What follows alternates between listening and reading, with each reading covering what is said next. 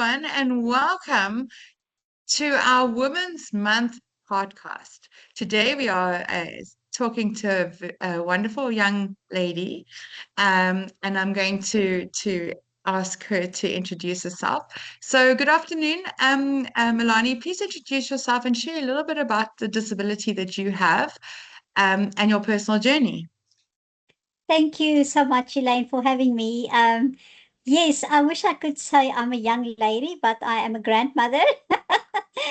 But anyway, thank you so much. So yes, I was born with a very rare condition, a very rare type of dwarfism called Conradi-Hinnermann-Happel syndrome. When I was born, the doctors didn't really know what was wrong with me, and also didn't know. They said to my parents, my life expectancy would probably be a couple of months. And well, here I am today. But anyway, I'm the only child, and I grew up in a family, a very loving family. I must say, I was really loved and protected throughout my life, and be part of this wonderful family. Um, I had many surgeries, of which most were experimental, simply because I didn't know any better. So, because I grew very slowly, they actually stretched me at one time with pins and weights to my head and to my knees. And I mean, can you imagine doing that to your child? But they didn't know much about the condition, as well as the scoliosis and kyphosis in my spine that I had or still have. And lots of the surgeries, left me in hospital for many months on at the time. And my parents were business owners, and my mother usually had to drive to and from Rustenburg to Johannesburg every day to come and see me. So it was very challenging for my folks growing up. And then I started my schooling in a special school called Meerhof. It was at the Hartbeespoort Dam where I did my primary school. And then because Meerhof only offered like a practical high school up until grade 10, my parents decided to send me to Elizabeth Conradi School in Kimberley. So that was a whole different ball game, because I only was able to come home for holidays, like 3 times a year, and it was very daunting for a little girl, and I was very tiny. When I was in high school in standard six, I only weighed 19 kilos. So that's about this the weight of, I think, about a 4-year old. So I was very tiny. But it was a great experience in the sense that it taught me independence amazingly. And also, I received my physiotherapy, my lung therapy, and whatever I needed there. So on the one hand, I'm all for inclusive education because things have really developed since then. And those days, inclusive education wasn't even heard of. We didn't know it existed. And when you are told that this is the best for your child, then the parents do what's suggested to them. And then, well, my high school, I was a very shy child. And I think I only actually realized I was different, like late in high school. When my peers, my friends started to develop, and I just remained childlike. And yeah, I really became quite rebellious, I think, if I could use that word, and questioning everything, questioning where did my disease come from, especially when I was introduced to biology and genetics. Then it was really, I wanted to get to the bottom of this. Yeah, but my after matric, I enrolled in at UNISA. I wanted to become a medical doctor. That was my passion. But unfortunately, they took one look at me and said, "Oh my goodness, this little thing, um, she won't be able even to lift a patient's arm. Never mind reach the bed." So I was like, "No, this is not for you." So instead of medical, then I opted for psychology, and I started with UNISA. And then the second year, I went to Stellenbosch because I was very, very lonely at home. As the only child, you can imagine, I didn't have any friends. So it was, yeah, Stellenbosch. Oh, that was a learning curve for me because now all of a sudden, coming from a very protective schooling environment and family setup, I was now thrown into a class of 400 people without disabilities, and that was terrifying for me. But anyway, so in my third year, I went back to UNISA and I decided then to have a leg surgery. My legs wasn't the same difference. Maybe I must just give you a little bit more detail on my disability. So today, and at the age of 60, I am the same size as a 6-year-old child. I'm 1 meter 18 centimeters. And what makes my condition very rare is that there's a difference in the legs and the length of my arms and legs. And what's amazing is that it's crisscross over my body. So my left leg, sorry, my right leg was shorter, the left foot in, and then again the left arm is shorter, like crisscross. And the research that the doctors did, they only could find 4 families in the world at that point that had this genetic condition, and it's only the females that actually survive. So I think that counts for something. Shows our grit and our resilience. Anyway, so in that third year of my studies, I had this huge orthopedic intervention trying to lengthen my shorter leg, and that threw me out of balance totally. The operation wasn't a success, and that catapulted me into a lifelong series of orthopedic operations, surgeries, and infections, and struggle with my legs, and yeah, many, I think about 25 surgeries after that, all stemmed from that single decision that was made. So but yeah, so and in my third year, I wasn't able to write exams, and unfortunately, in those days they didn't hear much about reasonable accommodation, so I was just unable to complete my degree, which I regret until today. But life happens, and I got married, and nobody, it was the furthest thing from my mind. But then I met this stud muffin, and got engaged and got married, and yes, my life took a totally new turn, and we actually decided to adopt children before we got married because I didn't want my condition to be inherited by my children. So, but as it happens, we did some genetic testing and everything looked fine, and I got pregnant. And unfortunately, we lost the baby like 6 weeks prematurely. Um, but I'm thankful today still that I had the experience of being pregnant and going through all of that. But it was extremely traumatic for me. And then we were back at our first decision to adopt. And I think that was also the first time that I really uh, came into contact with true discrimination, because none of the adoption agencies approved us for adoption because of I am a person with a disability. And it was a hard knock. It was a very hard knock. But eventually, through perseverance and God's good favor, we were able to adopt a baby boy privately. And my son is today 33 years old and extremely gifted. He's a programmer. And then 3 years later came our little daughter, Simone, who is also a mommy today. So I'm a very proud grandmother. Yeah, so that's about my life in a nutshell. It is wonderful. And, it's so wonderful to hear how you have persevered and, your determination to just to achieve your goals. How has, having a disability shaped the woman that you are today? I think that you've shared a little bit about, your journey, and you've definitely shared about how you've become even more determined achieve the same things as typical, what is viewed as typical in today's society.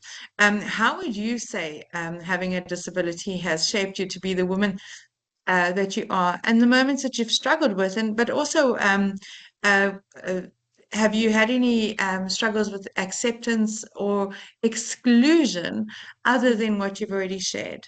You're definitely, unfortunately, many situations where I was excluded. I mean, even from student life, I was excluded a lot.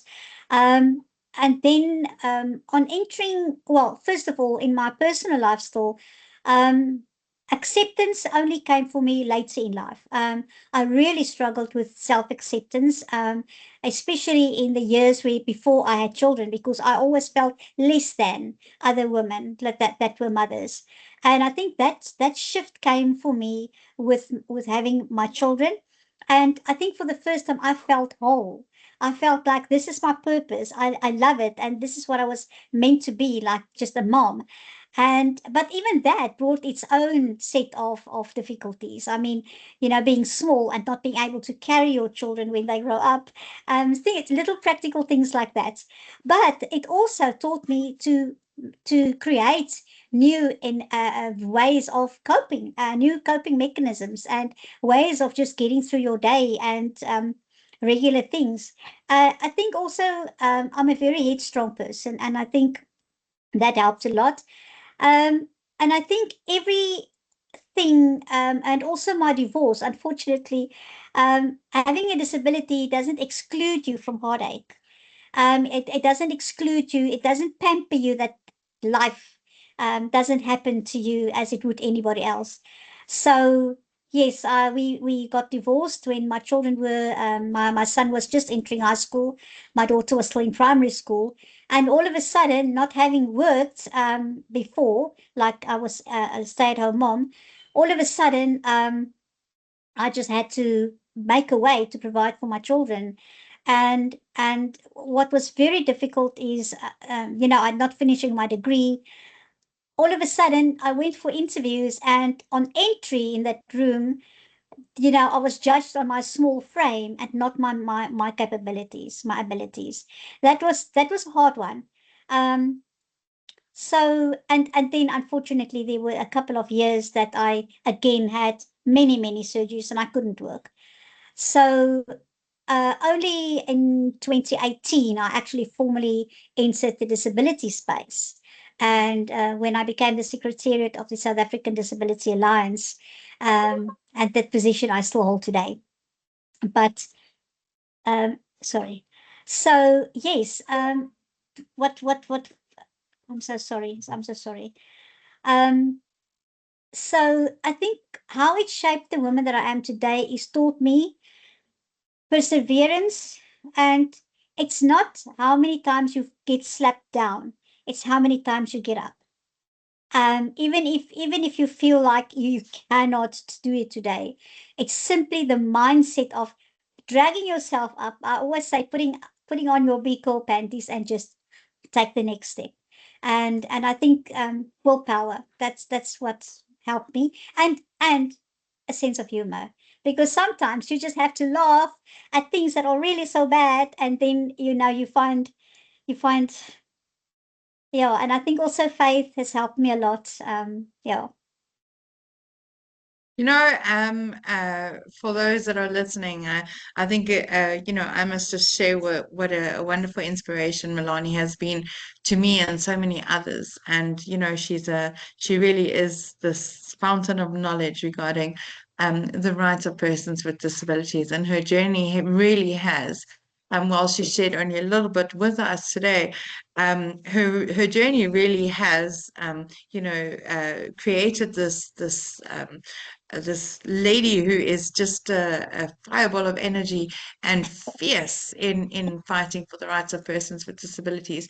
And it's just so amazing to see how um, the experiences all add up, and then work towards either it can either make or break you. And I think with Melanie, what has happened is that she's just become more fierce by each with each challenge, and she's just gone head on to prove um, just what she's capable of. And honestly, Melanie, I'm going to say to you that you are such an inspiration to me. Oh, So, what speaking of your family, and I know that you like many people out there have been are divorced, and you've got two beautiful children, and you're a grandmother.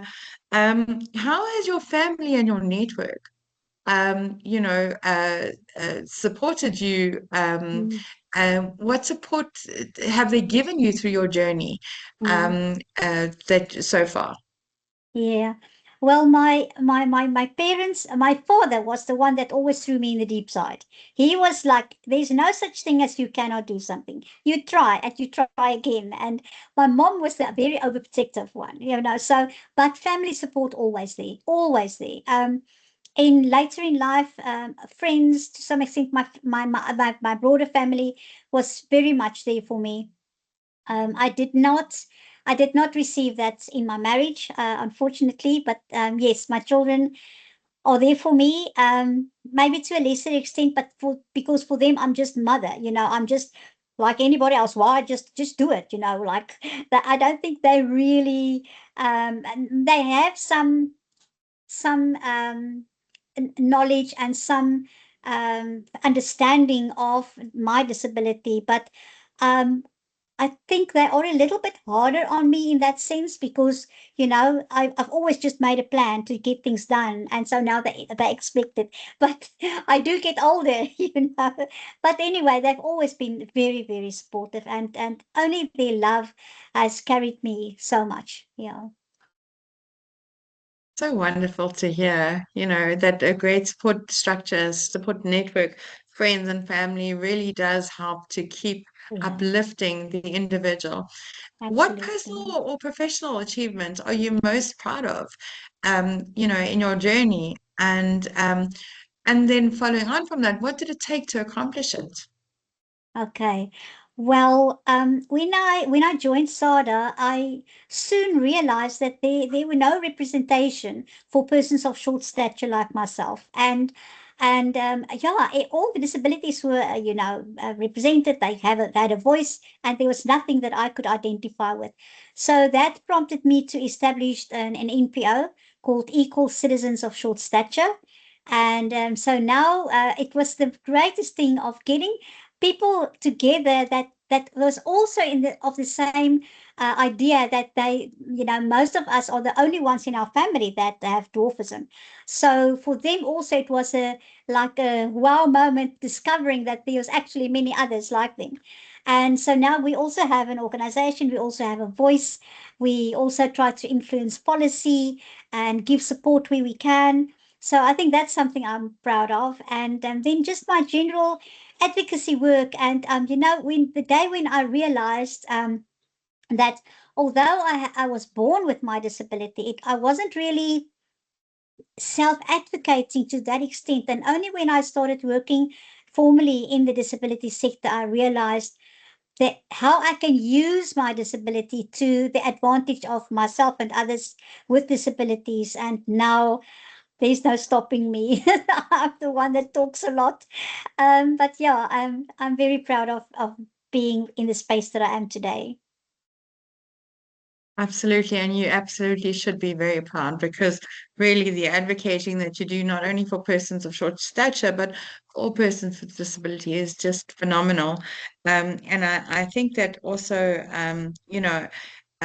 one thing that you mentioned once was that people don't actually view dwarfism or the fact that there's a person with a short stature as a disability.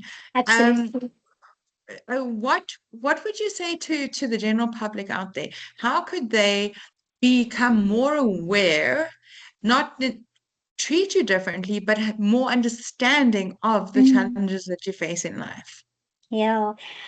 I think I would love to spend a day with everyone to just to take them through a day in my life, but I think it educate, and I think also people are fearful of engaging with us because there's a lot of stigma around people with dwarfism, or dwarfs as they call it. Of course, the terminology is totally something that I can talk about for a long time, but um, people historically, we've been seen as circus clowns, and we often get proposed opportunities that we have to put on silly costumes and meet and greet people at functions and things like that. That's something that happens today. I mean, there was horrible things that people are catapulted with, like the slingshot thingy for sports. It's a real thing. And I wish people could just take a little bit of time and learn about dwarfism. I mean, not many people know that there are about 400 genetic and medical conditions that actually can cause a person to have a short stature in adulthood. So if they can just take a little bit of time to just do some research, reach out to them, ask us to come and do talks at your church or your school or whatever, and we'll be happy to share our experiences in that way. Yeah, I think there's lots of. I mean, I cannot tell you how many times I've been called the tokoloshi, um, or people want to pick us up because we are cute and like doll-like, and they want to pick us up and carry us around, things like that. I wish I could tell people not to, because we are grown adults, grown women, grown men, and yeah, it's that's why I feel so strongly about disability rights. Yeah. Absolutely. And I think, just like, on that note, people need to be aware of the fact that everyone has value and everyone should be treated with dignity and respect. And Absolutely. Mhm. uh, uh, trying to pick up someone of small stature, it just takes away that dignity and that respect. Um, Absolutely. Um, as a woman with a disability, have you ever felt that you had to work a little bit harder to achieve something, be it in your personal life, in your work life, um, to be heard, or to even to be taken seriously? mm. Um, Give me a little bit of information, or just a little short story, Yeah. if you have one about Yeah, that. absolutely. Absolutely. I think throughout my life, I've always felt that I had to work twice as hard as anybody else just to break even. I found it in my adversity. I found it in my marriage. I found it in my work. Definitely, it's always been a part of, but it's also become a part of who I am. I think I've got a very maybe overactive driving force.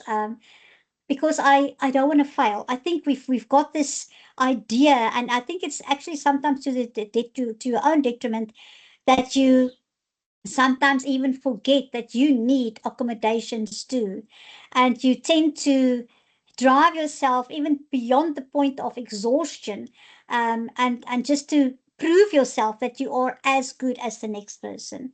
So yes, that has happened to me, and it's it's a difficult thing. There's good and bad in it. It's also helped me to achieve what I have, so it's not all bad. Yeah, but definitely it's been a part of my life. Yeah. So oftentimes you feel like you have to prove yourself, even prove what you're capable of before even receiving an opportunity as well. Which is what I feel like I've heard throughout this interview. Yes. And it's quite sad. I think that, a lot of persons with disabilities feel that way, that they have to prove that they are capable before you've ever met them, when you hear disability attached to.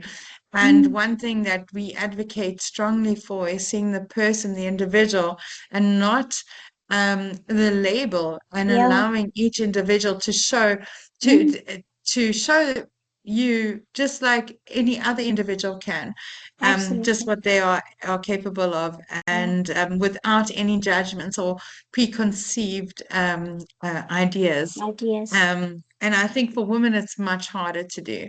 Oh yes. And I truly take I can't tell you how much we admire you, in your journey, and just how strong you are. If, as we finish off this interview, which has been so insightful, I just want to ask you, have you got a message to young girls um, with disabilities that are out there that you would like to have as your final message today? Thank you. Yes, thank you for that question. I think one of the mottos that I live by, or what I believe, is that I think in the words of Dr. Zeus, who said, "Why do I have to fit in when I was created to stand out?" I think there's if you know your own power and your own worth, your own value, and the strength that comes from that, that is what helps you to become the best version of yourself, and that is good enough. I think if you do the best that you can, and you are happy with what you can do and offer the world and yourself, I think that is the message that I want to convey to every girl and lady out there, to find your own worth and to be kind to yourself as well, um, and just to enjoy who you are. Yes. Thank you, Melanie. What a wonderful message to end with.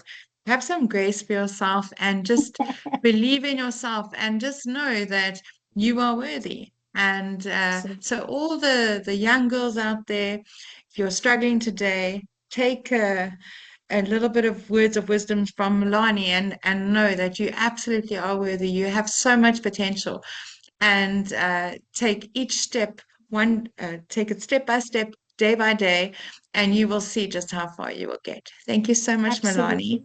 Thank and you. Thank happy you for Women's having Month. me. Thank you. You too.